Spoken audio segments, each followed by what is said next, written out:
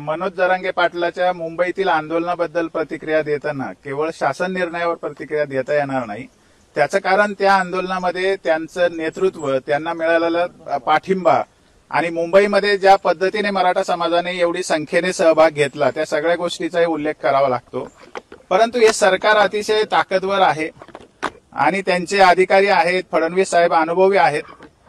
आंदोलनामध्ये त्या पद्धतीने सरकार उद्या काय करू शकतं याचा अंदाज न आल्यामुळे कोर्टामध्ये अनेक गोष्टीच्या अडचणी आल्या। त्याशिवाय मीडियात ज्या बातम्या प्रकाशित झाल्या त्याचा अंदाज ग्रामीण भागातल्या मराठा समाजाच्या लोकांना आला नाही, त्याचाही त्या ठिकाणी उपयोग झाला आणि एकंदरीत कोर्टामधूनच जरांगे पाटलांनी आंदोलन थांबवावं अशा पद्धतीचा आदेश आल्यानंतर जरांगे पाटलांच्या हातातही फार गोष्ट राहिली नाही आणि तेव्हा सरकारला शक्ती आली आणि त्यांनी फक्त आम्ही बैठका घेतोय, आम्ही विचार करतोय अशा पद्धतीने 2 दिवस घालवले आणि जेव्हा कोर्टाने स्ट्रॉंग आदेश दिला तेव्हा त्यांनी एक GR चा ड्राफ्ट तयार केला, जरांगे पाटलांना निरोप दिला की आज संध्याकाळी तुम्हाला उठावं लागतंय, कारण कोर्टाचा आदेश सक्त होता। मी तिथे मैदानावरच होतो काल। SRPF ची त्या ठिकाणी तुकड्या होत्या, पोलिसांचा मोठा फौजफाटा होता आणि सगळं दिसत होतं की आता हे आंदोलन गुंडाळण्याची तयारी सरकार करते। या परिस्थितीमध्ये जरांगे पाटलांना पहिल्यांदा डेलिगेशन भेटायला आलं, त्यांनी कदाचित निरोप दिला असेल की तुम्हाला हे मान्य करावं लागेल नाहीतर उठावं लागेल आणि मग समाज चिडू शकतो, त्या ठिकाणी दंगल होऊ शकते किंवा समाजाचा असंतोष वाढू शकतो। हे सगळं होऊ नये म्हणून सरकारने आणि जरांगे पाटलांनी सुद्धा याच्यावरती चाणाक्षपणे एक ते जो मसुदा होता त्याला मान्यता दिली आणि त्या ठिकाणी जो जमाव होता त्याला शांततेने परत जाण्यासाठी एक वाट मोकळी करून दिली। त्यामुळे ते सुद्धा त्या नेतृत्वाचं आणि तिथल्या आंदोलकांचं यशच म्हणावं लागतं, त्याला अपयश म्हणता येणार नाही। याच्यात दुसरी बाजू अशी की सरकारने मीडिया आणि कोर्टाचा फायदा करून घेऊन मराठा समाजावर दबाव वाढवला। याच्यामध्ये त्यांनी त्याला यश मी म्हणणार नाही, कारण मराठा समाजाच्या हिताचं त्यांनी केलेलं नाहीये। राहिला प्रश्न तुम्ही म्हणता त्या GR चा, सगळे गैरसमज समाजामध्ये असे आहेत की हैदराबाद गॅजेट लागू झालेला आहे। मुळामध्ये अशा पद्धतीने हैदराबाद गॅजेट लागू होण्याचा काही प्रश्नच उद्भवत नाही, अशा पद्धतीने सातारा गॅजेट पण लागू होऊ शकत नाही। पण हैदराबाद गॅजेट मध्ये काय आहे? हैदराबाद गॅजेट हे 1909चं निजामाच्या काळातलं प्रोव्हिन्शियल सिरीजचं एक गॅजेटेरी म्हणजे एक माहिती पुस्तिका आहे। त्याच्यामध्ये मराठवाड्यात तेव्हा 5 जिल्हे होते, औरंगाबाद, परभणी, बीड, उस्मानाबाद आणि नांदेड। या 5 जिल्ह्यामध्ये कोणत्या कोणत्या जाती राहतात, त्यांची साधारण संख्या किती आणि त्यांचं साधारण व्यवसाय काय, अशा पद्धतीचं वर्णन आहे। या हैदराबाद गॅजेटमध्ये कोणत्याही गावाचं वर्णन नाही, कोणत्या गावात किती कुणबी राहतात त्याचं वर्णन नाही किंवा कोणत्या व्यक्तीचंही त्याच्यात नाव नाही, वर्णन नाही। त्यामुळे हैदराबाद गॅजेट मुळे काही घडतंय असं अजिबात नाहीये। GR मध्ये जे हैदराबाद गॅजेट लागू करणे वगैरे वगैरे जी कथा सांगितलेली आहे ती केवळ दिशाभूल करण्यासाठी सांगितलेली आहे। हैदराबाद गॅजेट लागू झालेलं नाही। त्यामुळे काय झालंय, आता सरकारने काय सांगितलं की हैदराबाद गॅजेटचे पुरावे बघून, म्हणजे त्याच्यातला एकही पुरावा बघण्याचा प्रश्नच उद्भवत नाही कारण त्यात पुरावेच नाहीयेत। पण सरकार असं म्हणतंय की 1967 पूर्वीच्या शेतीच्या वगैरे नोंदी बघून नसेल, शेतीची नोंद तर प्रतिज्ञापत्र घेऊन ते प्रतिज्ञापत्र त्या नोंदी 1967 पूर्वी महाराष्ट्राचा रहिवासी असण्यासाठी वाक्य वापरलेलं आहे, जातीचा दाखला देण्यासाठी नाही। जातीचा दाखला देण्यासाठी जे वाक्य आहे ते असं आहे की रक्ताच्या नात्यात किंवा कुळामध्ये कोणाकडे जरी नोंद असेल, म्हणजे एका आडनावाची नोंद असेल तर त्या कुळामधील सगळ्यांना त्याच्या आधारे दाखले मिळू शकतात। आणि समजा मी उदाहरण देऊन सांगतो आता की मी सराटे आहे, आमच्या सराटे घराण्यात कोणाकडेच नोंद नाहीये कुणबी जातीची, मग माझी आत्या गावातच दिलेली आहे, म्हणजे नातेवाईक आहे, पोफळे त्यांचं आडनाव आहे, तर त्यांच्याकडे नोंद असेल, समजा त्यांच्याकडे प्रमाणपत्र असेल, तर मला त्या नोंदीचा काही फायदा होणार नाही, ते गावातले नातेवाईक असले तरी। समजा माझी पुतणी आवटेमध्ये दिली, आवटेमध्ये नोंद असली तरी व्यायी झाले म्हणून त्यांच्या जातीच्या नोंदीचा फायदा सराट्यांना होणार नाही। मग सराट्यांना काय फायदा होईल? समजा सराटे घरात 100 घरं आहेत सराट्यांची, तर त्यातल्या काही घरांचे कसं वंशावळीमध्ये जुळवता ज्याची नोंद आहे त्याच्यापर्यंत ती पोहोचत नाही, मग त्याच्यासाठी ती समिती आहे। गृह चौकशी त्याच्यासाठी होणार आहे की हे एकच कुळ आहे का, हे भावकी आहे का, यांचं रक्ताचं नातं आहे का, हे एकमेकाशी संबंधित आहे का. तर अशी नोंद कोणत्या तरी एका कुळामध्ये सापडली तर त्या कुळातील सर्वांना, त्या रक्ताच्या नात्यातील सर्वांना त्या नोंदीचा फायदा देण्यासाठी ज्याच्याकडे सर्टिफिकेट, ज्याच्याकडे नोंद आहे तो ऍफिडेव्हिट देऊ शकतो, हो ते माझ्या भावकीतले आहेत. तर म्हणजे नोंदीचा प्रश्न त्या ठिकाणी निकाली निघत नाही. नोंद असल्याशिवाय कुळात कोणत्या तरी तरच ते कुणबी जातीचा दाखला निघण्याची प्रक्रिया होते असं हा GR सांगतो. आणि ती गोष्ट आजही लागू आहे.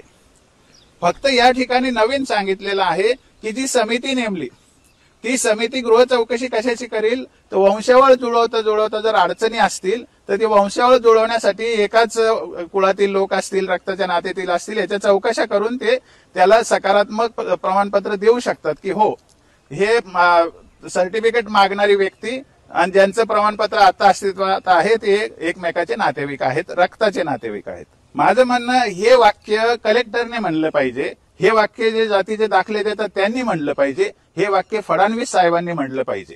कारण ते दाखले ते देणार आहेत. आणि मी आधीच सांगितलं की हैदराबाद गॅजेटमध्ये सगळ्यांना कुणबी करण्याची जादू नाहीच आहे, त्याची प्रक्रिया वेगळी आहे. समजा एखाद्या गॅजेटच्या आधारे किंवा एखाद्या रेकॉर्डच्या आधारे जर करायचं असेल, जात म्हणजे या जातीचे लोक त्या जातीचे असं सांगायचं असेल तर त्याला प्रक्रिया म्हणजे न्यायमूर्ती संदीप शिंदे आहेत, त्यांनी त्याच्याबद्दल विस्तृत अहवाल देऊन नोंदीचा सहारा घेऊन आम्हाला प्राथमिकदृष्ट्या वाटतं की आजचा मराठा समाज हा याच्यानुसार कुणबी ठरतो. मग त्यांनी ते आयोगाकडे पाठवायचे, कारण आयोग फुलफ्लेज आता अस्तित्वात आहे. मग आयोगाने त्याचा सगळा अभ्यास करून सरकारला सकारात्मक एक शिफारस द्यायची आणि मग त्याच्यानंतर सरकार निर्णय घेऊ शकतो की आजचे मराठा हे कुणबीच आहेत, मूलतः त्यांना कुणबी जातीचे दाखले दिले पाहिजे असं ते त्याच्यावर निर्णय घेऊ शकतात. ही प्रक्रिया झाली नाही. मेला एक मध्य मार्ग पण होता. मग हे डॉक्युमेंट लक्षात घेऊन शिंदे समितीच्या अहवालाच्या आधारे सरकारने एक परिपत्रक स्पष्टीकरण काढलं असतं की मराठवाड्यामध्ये आम्हाला जे आढळून आलेलं रेकॉर्ड आहे त्याच्यानुसार मराठा समाज हा प्राथमिकदृष्ट्या कुणबी सदृश आहे. 1 जून 2004च्या GR मध्ये मराठा कुणबी मराठा ओबीसीत घातलेले आहेत कुणबीच्या पोटजाती म्हणून.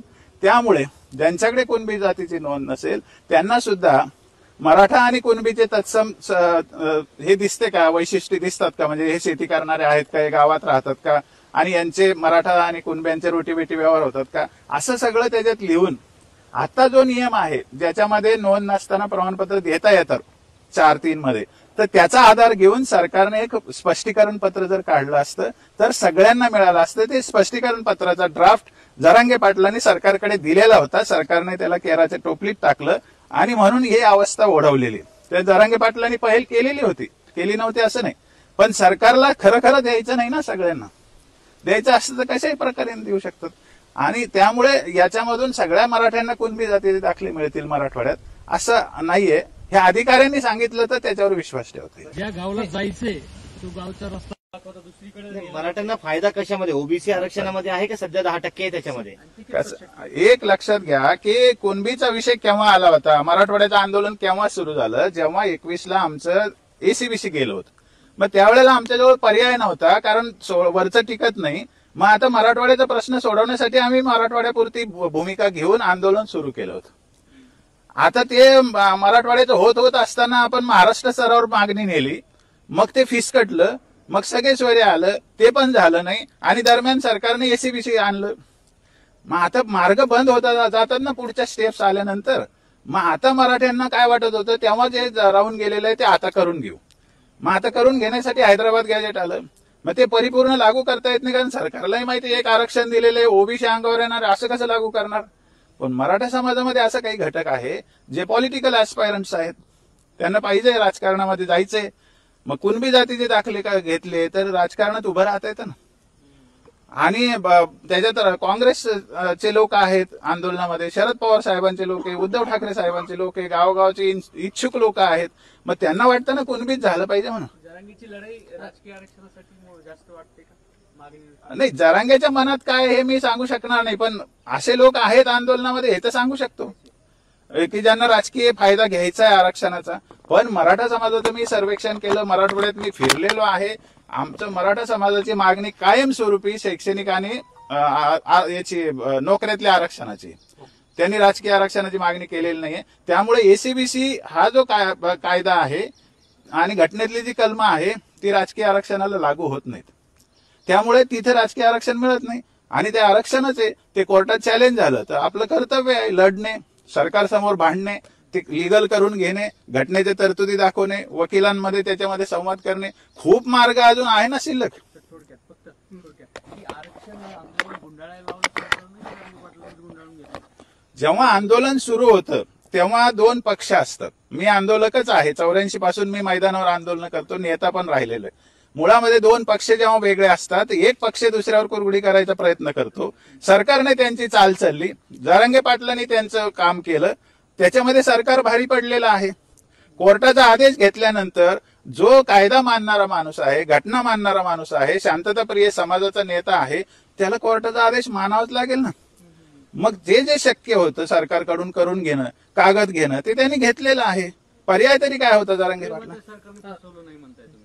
मी फसवला हा शब्द वापरणार. जरांगे पाटलांकडे पर्याय नव्हता म्हणून त्यांनी हा शासन निर्णय स्वीकारला. कोर्टाचे आदेश आल्यानंतर जरांगे पाटलांकडे पर्याय नव्हता हे म्हणावंच लागतं. फसवणूक हा शब्द मी वापरत नाही. त्याचं कारण असं आहे की जरांगे पाटलांना जे दाखवलं, जरांगे पाटलांनी वाचून दाखवलं, सर्वांसमक्ष दोन पक्षांनी त्याला मान्यता दिली, त्यामुळे त्याची फसवणूक कसं म्हणणार? दोघांनी व्यवस्थितपणे समजून उमजून समाज हितासाठी त्या ठिकाणी दंगल होऊ नये किंवा अनरेस्ट होऊ नये असा सगळा एकच साधक बाधक विचार करून घेतलेला निर्णय ना तो. भवितव्य काय याचं भवितव्य काही नाही. हे जे आता कुणबी जातीच्या नोंदीच्या आधाराने जे मिळतं त्याच्यामध्ये वंशावळ जुळवण्यामध्ये थोडा फायदा होईल. इथलं परसेप्शन बदलेल, कारण आम्ही 67 पासून बघत होतो की इथे कुणबी राहतच नाही. जरांगे पाटलाच्या निर्णयामुळे शिंदे समिती आली, इथे कुणबी राहतात हे सिद्ध झालं. आता याच्यामुळे सगळ्यांचं काय होईल, धारणा होईल की इथे कुणबी राहतात, मग त्यांना द्यावे लागतात. तर मग मोठ्या प्रमाणात लोक कुणबी जाती ज्यांच्याकडे नोंदी सापडल्या तिथं अर्ज करतील, तिथं दाखले घेतील. आणि हा जो भ्रम पैदा झालेला आहे की मराठ्यांना आरक्षणच नाही, हे पण चुकीचं आहे ना. 10% एसीबीसी आरक्षण भारतामध्ये एका जातीला 10% कोणालाच दिलेलं नाही, मराठ्यांना 10% दिलेलं आहे. बरं, घटनात्मक तरतूद आहे 342 याची की फक्त मराठ्यांचंच आरक्षण लिगल आहे. हे मी ओरडून सांगतोय मराठ्यांना की तुम्ही या नॅरेटिव्ह मधून बाहेर पडा.